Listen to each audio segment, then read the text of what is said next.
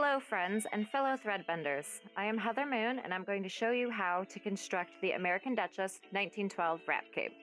If you're an American Duchess patron, then you get to regularly enjoy their pattern downloads, and if you are not a patron, well then, lucky you, because this one is free and available to the public. You can find it by Googling American Duchess 1912 wrap cape, and once on their Patreon, it's this tiny link just above the comments. This pattern is given on a grid where each square equals 1 inch. I've counted and color-coded the measurements and will include a download if you can't be bothered to count them yourself. I get it. Since this is an enlarge it yourself pattern, I'm going to start there. Using grease paper and my self-healing cutting board, I measured out the front wrap and back pieces first. They were both pretty straightforward. The cap sleeve was too tall for one sheet of grease paper, so I taped 2 together. I'll admit, this took me way longer to figure out than it should have, so let me try to explain. The maximum width of this piece is 33 inches, so I cut my 2 strips of grease paper to be 35 inches wide, just to be safe. The maximum height was 27 inches, so that wasn't an issue after doubling the grease paper. Starting at the bottom, I drew a dotted line that was 33 inches long. On the right end, I counted 5 inches up to find that right side point. Here, you can draw a dot so you don't lose it. From this dot, I counted 13 inches to the left to find the middle line. From that point, I counted 4 inches up, and then 20 inches to the left to find that left side point. Follow the middle line 18 inches up to find the top point, and 4.5 inches down to find the bottom point. From here, you can connect the dots or continue to follow the measurements I have filled in. After cutting the pattern pieces out, I cut 2 of the lining for the front wrap, 1 of the lining for the back, 1 for the collar contrast, and 2 of the lining for the cape sleeve. Then I sorted the washing and checked on my husband's mosaic progress.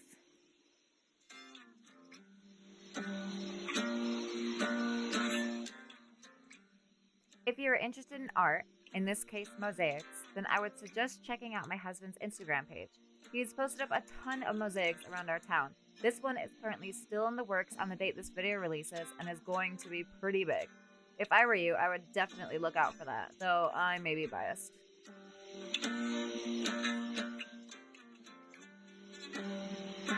It's now time for your fashion fabric. You cut the same amount as you did with the lining, except you cut 2 pieces for the collar on the fold. If you've noticed that I'm going around these pieces twice with my chalk, it's because I'm marking about 1 inch for the seam allowance.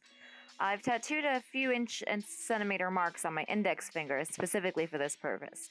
This was a retroactive step and certainly not required for the garment.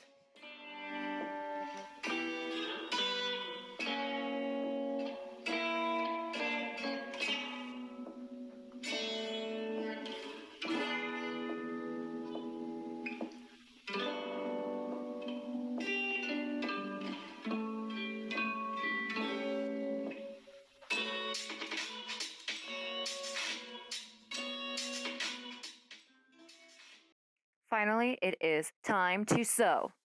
On the pattern for the front wrap, there are 3 darts with increasing sizes. I had marked the tip of the darts and the bases. To sew the darts, I put my index finger and thumb on each of the base marks on the wrong side of the fabric and pinched. I pinned and then ironed so there is a noticeable crease to follow while sewing. Repeat these steps for the fashion fabric. Off camera, I pinned all of the pieces of the lining fabric together. The pattern included marks to line up each piece, but after a few failed attempts at getting them to line up, I scrapped that and just made sure the bottoms lined up, and the shoulder seam just worked itself out.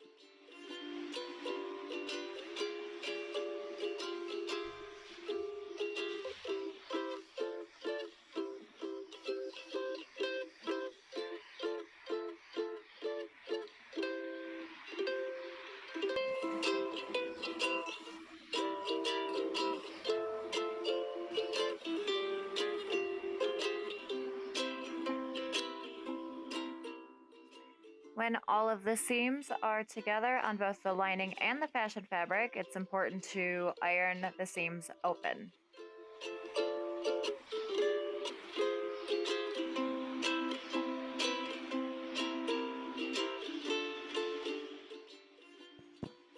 Here, I am folding over the straight edges on the collar contrast and sewing them down to give it a clean finish before sewing it onto the collar. The closure at the ends of the front wraps originally calls for hook and eye, but I added some lace on the binding tape and used it to tie in the back. It's much easier to do this instead of adjusting the pattern if you're a bit more busty. Sew the collar onto the right side of the lining, and then finally sew the lining and the fashion fabric together. I started at the collar and shoulders, so it anchored the important parts together. I had very little sewing room, so it was crucial for me to sew the most seen parts first.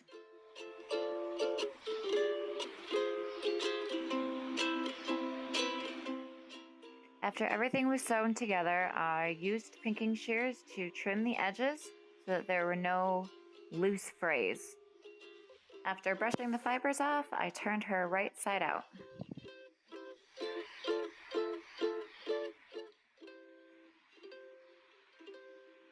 And finally, without further ado, she is mostly finished.